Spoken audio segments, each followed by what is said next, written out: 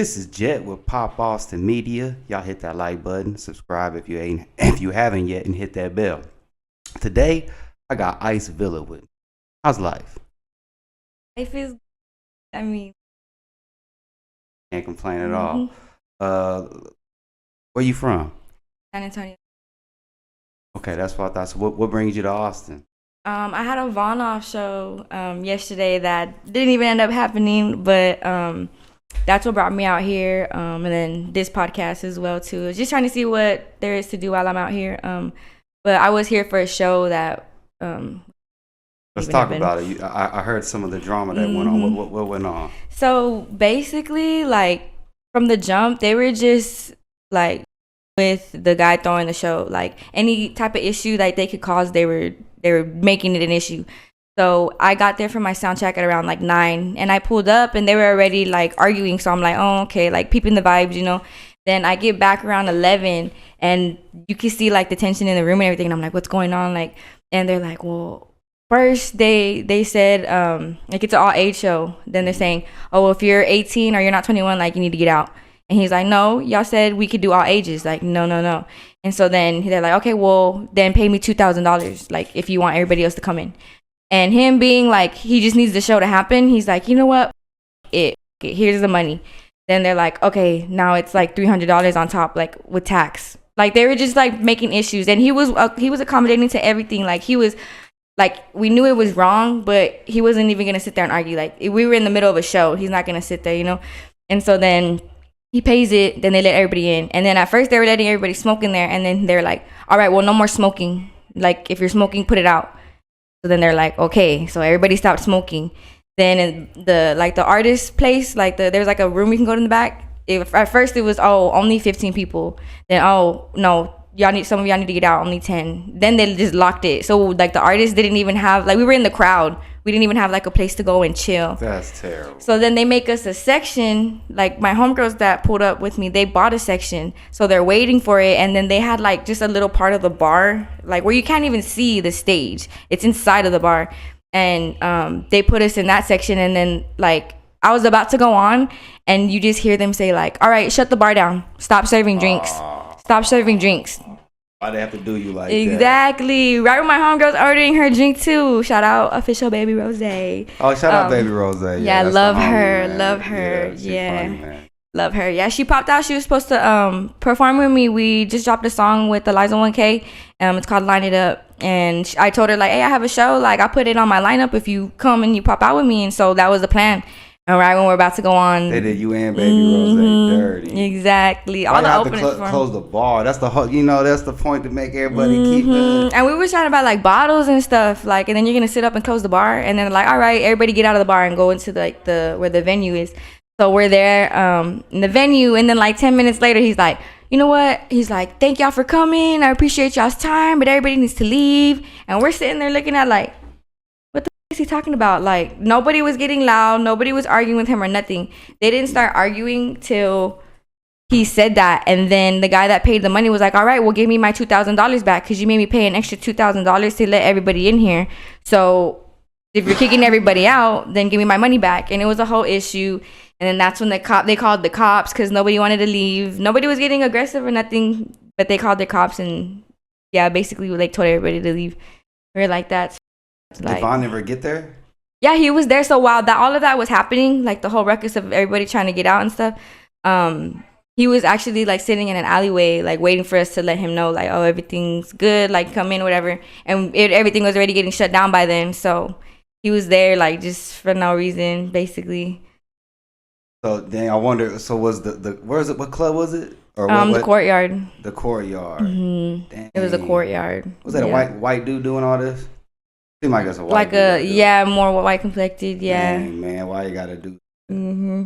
That's crazy, though. And we felt like it was like, it low-key was given like setup because some of the guys that were like on the collaboration post, they removed themselves and stuff, like, and it was supposed to be, he's supposed to be on one side, but he was caught playing the other side, and we're like, something doesn't match up here, you know?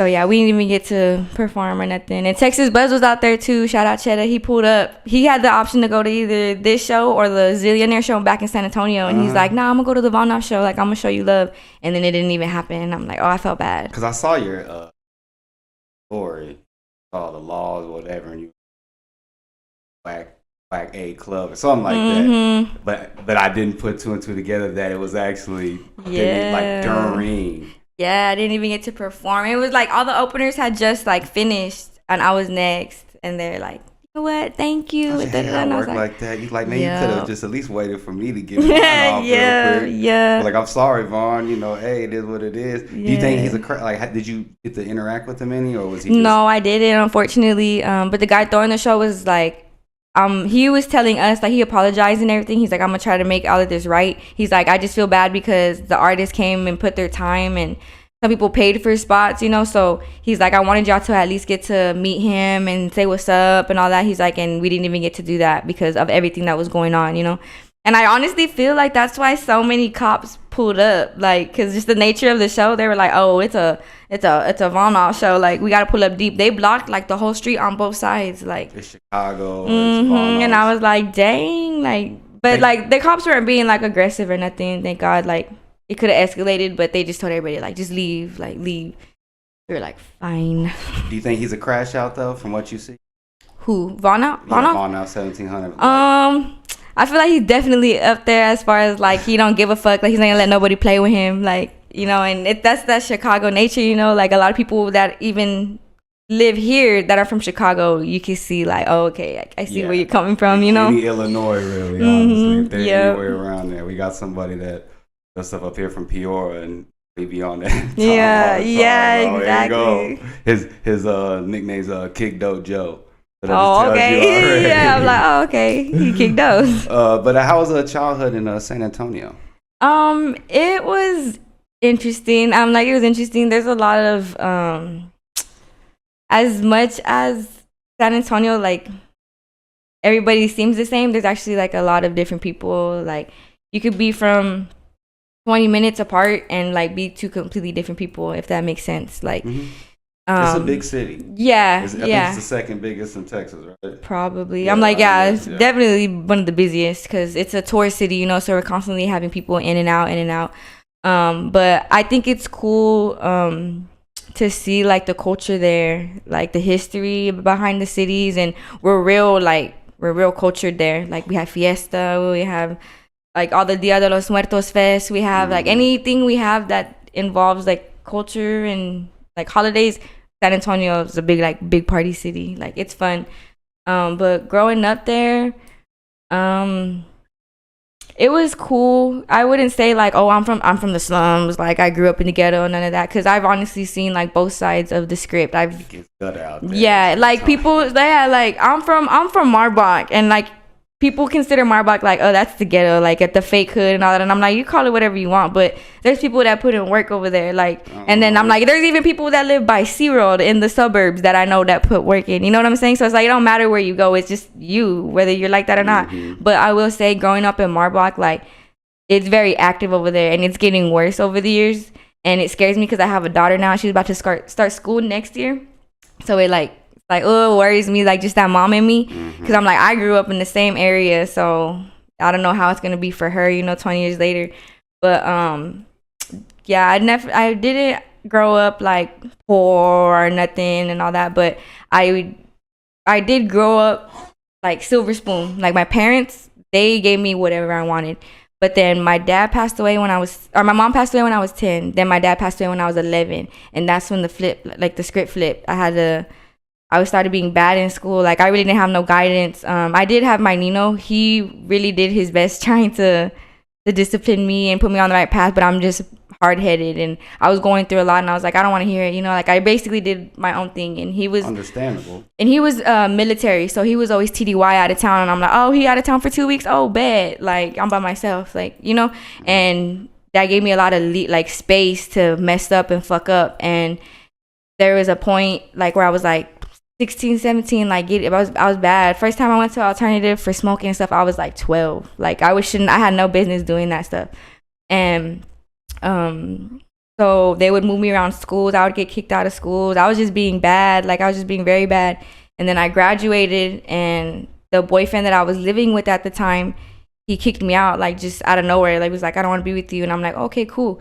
I was living in my car for like 2 weeks. I would like go to a friend's house to shower, and I would sleep in my car. And then I started like, selling weed. I started flipping, and I ran into old friends. I started bartending, and I'm like, oh, there's all my my clientele right there. Started making money, and I flipped the script. Like, I started trapping and stuff. And that's why I tell people I've seen both sides of it. Like, I've been spoiled, and I've also had to jump off the porch and get it from nothing. Like, and ever since then, like, I just ran it up like that. Like, I'm good at what I do. Now I work at like a dispensary in San Antonio. I do what I was doing before, but now I get paid to do it. And it's a job. I get pay stubs for it, So it's like, a lot of people are like, oh, she's not like that. Like, she ain't like that, like what she's rapping about. I'm like, yes, I am. Like, anybody who knows me in real life, they know. Like, your plug re-ups with me, and you don't even know it. But I'm not sitting up like, oh yeah, he buys packs from me, or he buys, like, you know what I'm saying? Like, I don't sit up and do that. So like, I've had people like, oh, well, I bought this from so-and-so, and I'm like, yeah, and he bought it for me. Like, and then they're like, what? And I'm like, yes. Like, I don't sit up and like, I don't want like to be Pablo Escobar or nothing, like, but I'm like, don't sit up and try to tell me like my music's not me, because all my music's me. Like, I'll never sit up and talk about like shooting houses up and all that stuff, because I don't do that. I'm like, have I sold a little bit of weed, sold a little drugs? Like, yeah. But I'm gonna tell a story. I'm gonna say like why I was doing it and stuff like that, but that's why I do the music, so I don't have to do like anything else. Like, if I really make it where I want to be with this music shit, like, I don't think I'll ever have to worry about flipping another pack. Like, you know what I'm saying? Well, yeah, so that's why I want this shit. You see all the rappers going down now. Yeah. And speaking of like rappers, what was dude's name from San Antonio? Oh, B2B, some Savage, B2B Savage. Yeah. So like, what did you think about that whole situation? That situation was crazy. Like, just especially because it's like, he's like a mutual, like, we know so many of the same people and all that. I think that's crazy. Like, it's just like what goes around comes around, honestly. Like, I know it was like self-defense and all that, but then he got up on the internet and was trolling and stuff, which, I mean, like, if anybody who tried to get killed and survived and ended up like winning on top, like, hell yeah, pop your shit, but at the same time, like, what you reap what you sow, and it can come back right back around to you.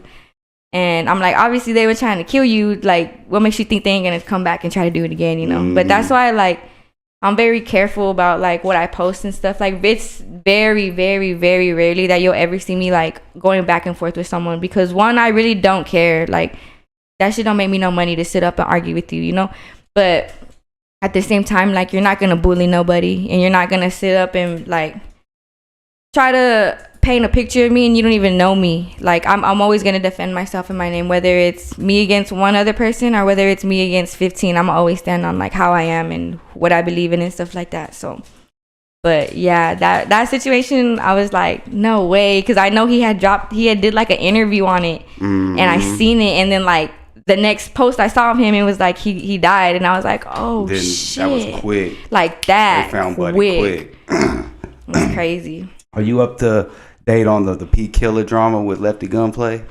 I was actually talking to Cheddar about that yesterday. I don't really keep up with anything, but I did see I saw a post. I think Cheddar just did an interview with her at Empire Jewelers, and I think I was like, what did y'all talk about? And he was like, oh, obviously like the Lefty situation, and I was like, what happened? And he told me, he laced me up about it, and I was like, what? So what would you do if a dude was like, if say you went on tour with a rapper like Lefty Gunplay, and then next thing you know, he's like, hey, let's do this flick, we can get some money together. What would you do?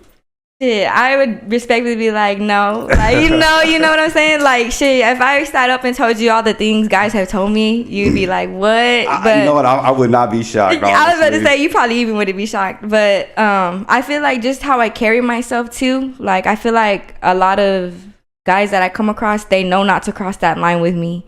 Like, because she shows more skin than you. Let's just be real. Yeah, and it ain't nothing wrong. One's better than the other, but you know how to do that, to market yourself. Shit, and anybody who knew me, I used to dress the same exact way, but now I'm more in like, I wanna present myself in the way I want my music heard. You know what I'm saying? Like, she looks good for. I love you, P Killer. Don't hate me, man.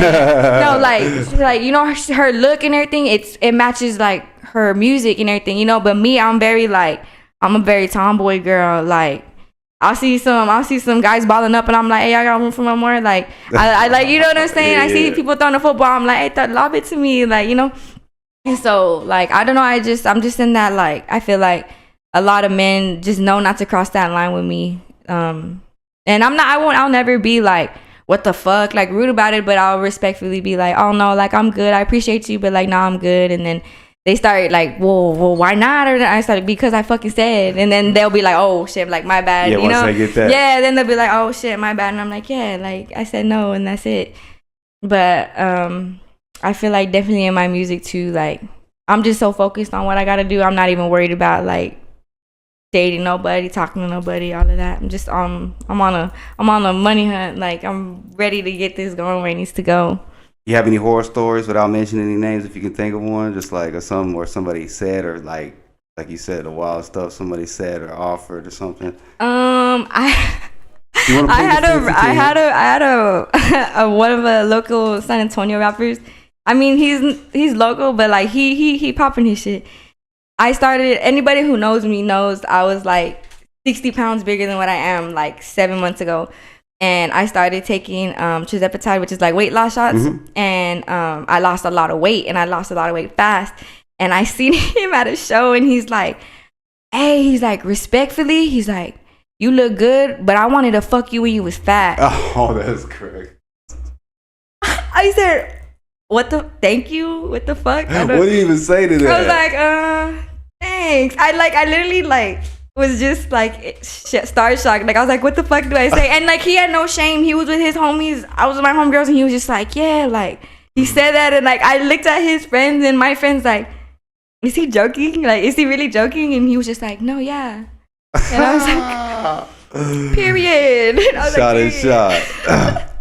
That's too funny. I saw you made the fourth quarter Real Tune Top 25, San Antonio. Mm-hmm. You and there's only 2 females on there, mm-hmm. So you were one of the only other female on there. What do you mm-hmm. think about that? And, do you watch any Real Tune stuff or keep up with them? I just got like tapped in with them. Like as far as I would always see their posts and stuff, but they started showing me love, and like they would post me like on their charts and stuff, and I'm like, oh hell yeah, I bet. Like, and so I would keep up with their media and stuff, but I just got locked in with them, like as far as like us following each other and stuff. But they're cool so far. I'm like, I like it. I love that they show local and like people who are already popping and shit. I love how they just what they think, you know, like everybody's entitled to their own opinion, and numbers are just numbers, you know. But I'm like, hey, whether I was number 1 or whether I was 100, I made the chart, like, you know what I'm saying? So mm-hmm. I'm very thankful for that. People always get mad at them lists. Yeah, it's not accurate. No, and I'm like, what are your thoughts on Izzy 93? Oh, he's cool. I met him a couple times. I don't really like talk to them so much. I do work with his brother at that dispensary.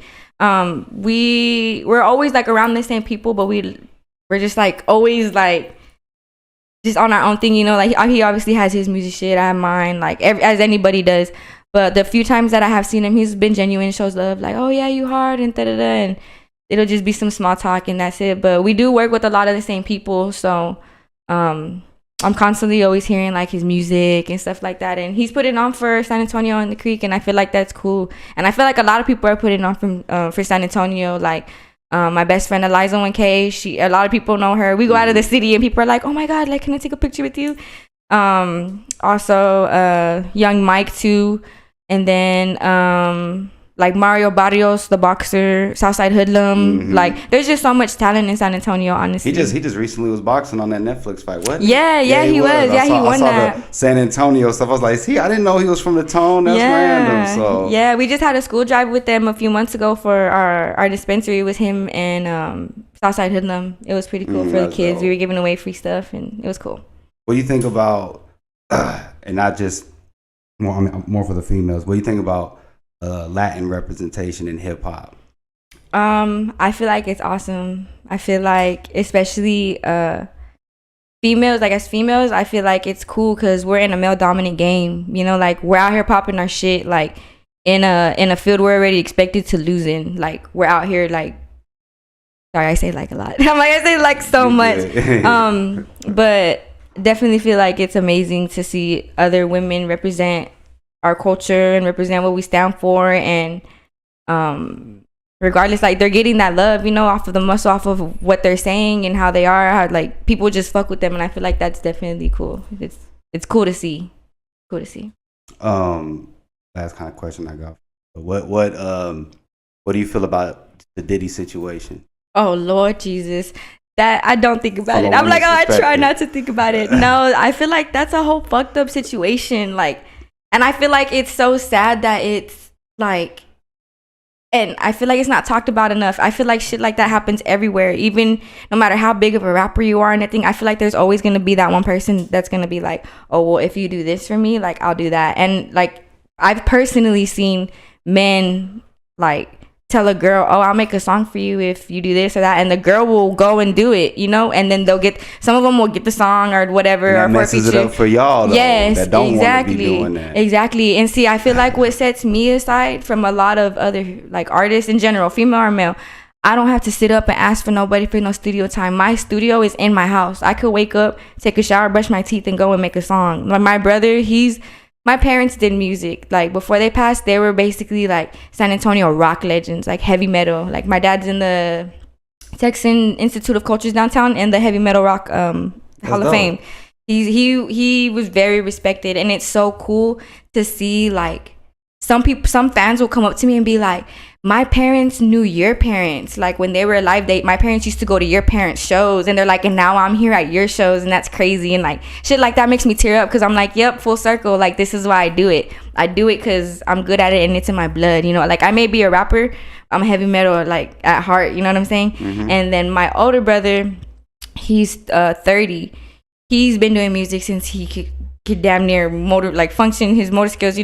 And he does all my mixing, my mastering. He's the one who tracks me. He does all of that. He could do it like in his sleep. And then I have another brother. He's a year older than me. He actually had a stroke and it left him paralyzed from like his whole body. But he has some. I'm like, yeah, it was hard, but he can like move himself now. He can feed himself, he could do all that. But he made my very first song I ever dropped. He made that beat with his pinky.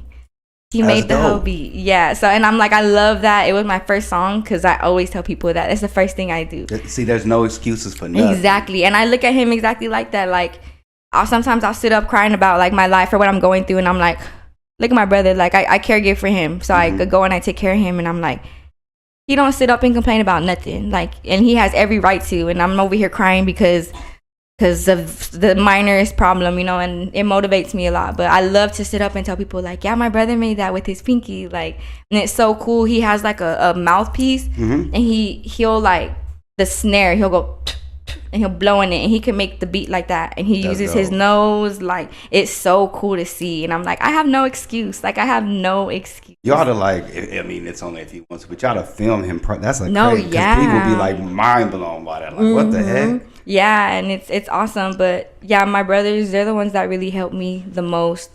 But yeah, that's what I feel like definitely puts me aside when it comes to like girls doing stuff. And like, it's like, if that's what gets you where you need to be, like, cool. Everybody has their own way, like we could all make it to the top. We're gonna take different routes. But me, like, I've literally sat up, like, guys will be, oh, let's hit the studio and let's get this feature, and I'm like, hell yeah, let me know when you want to work. And then the day of it'll come, and they're like, hey, you want to go to the movies before we go? And I'm like, oh my god.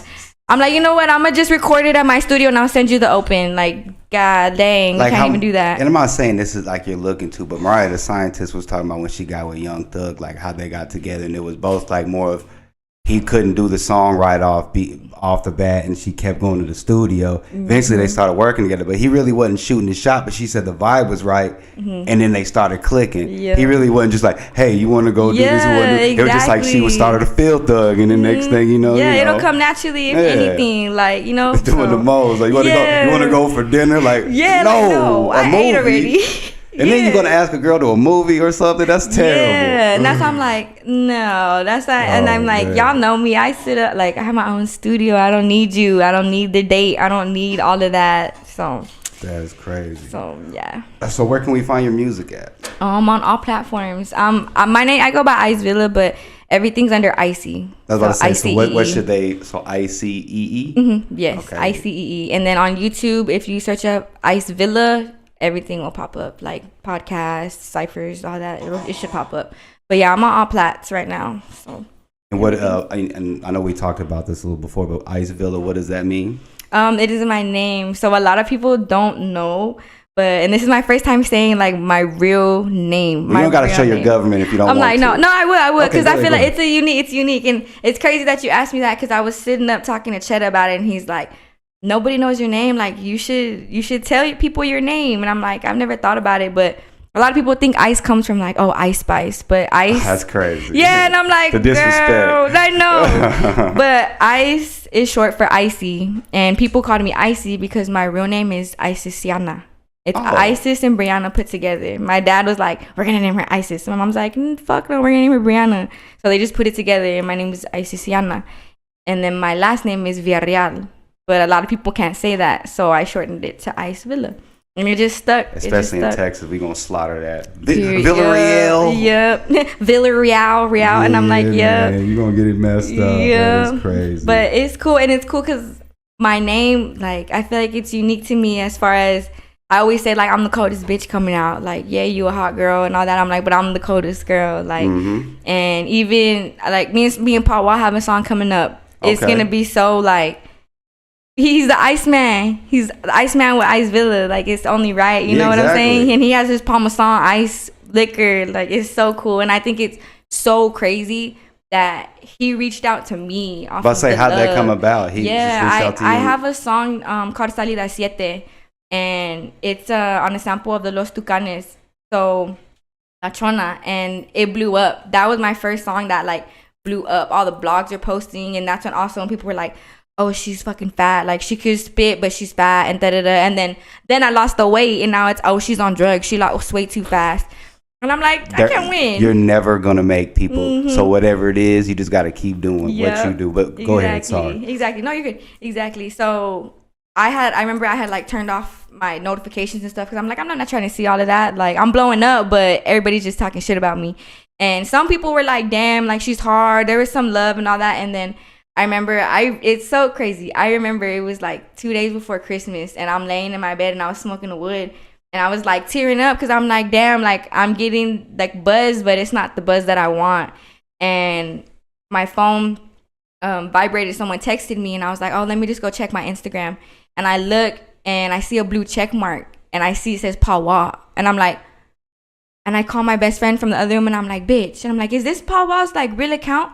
And she clicks on it, and she's like, yeah. And she's like, he commented on your thing. I said, what did he say? And he was like showing love. I said, no fucking way. So I started like getting excited, and I'm like, Paul Wall commented on it. Then I go, and then it says follow back, and I'm like, Paul Wall followed me. I'm like, what the fuck?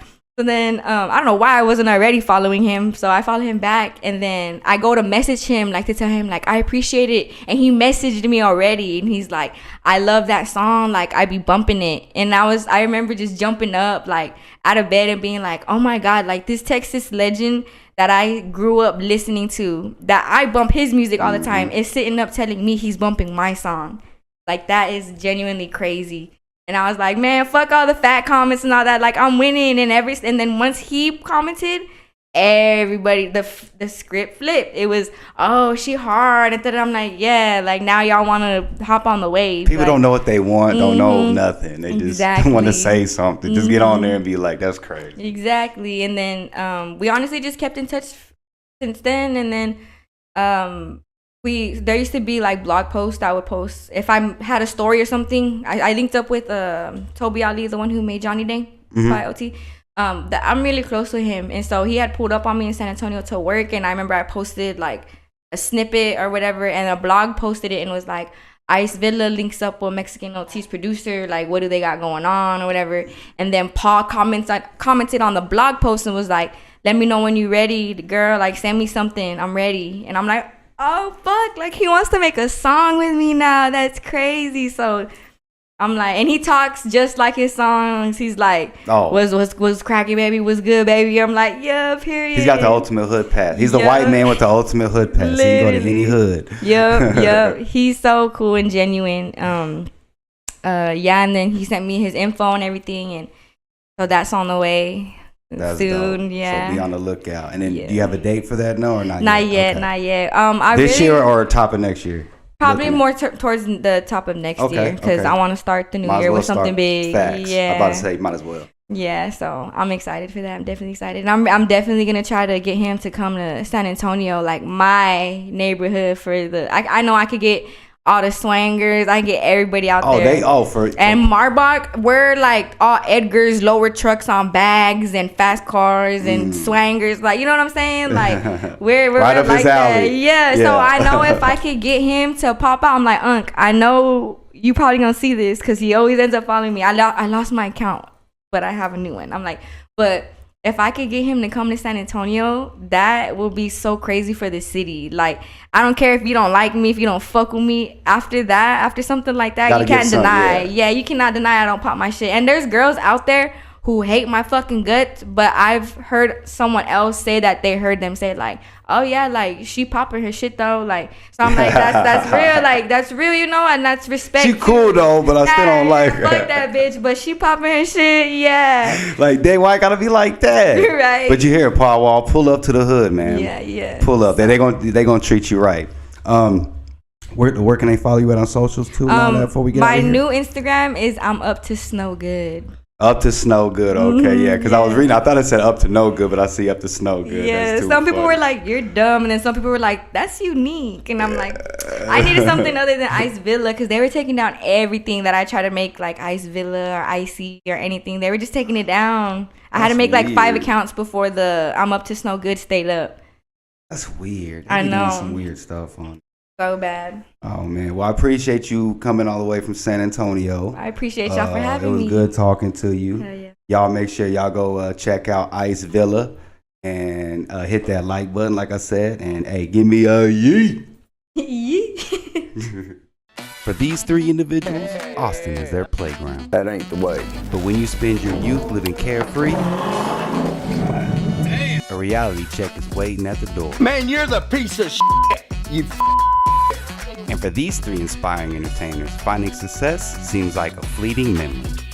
And talking about you could walk up to Home Depot and get this job, then do it. What did I ask you? You was giving head so lazy. I just got a job. Austin Outcast season premiere Wednesday at 11 a.m. only on Pop Austin Media.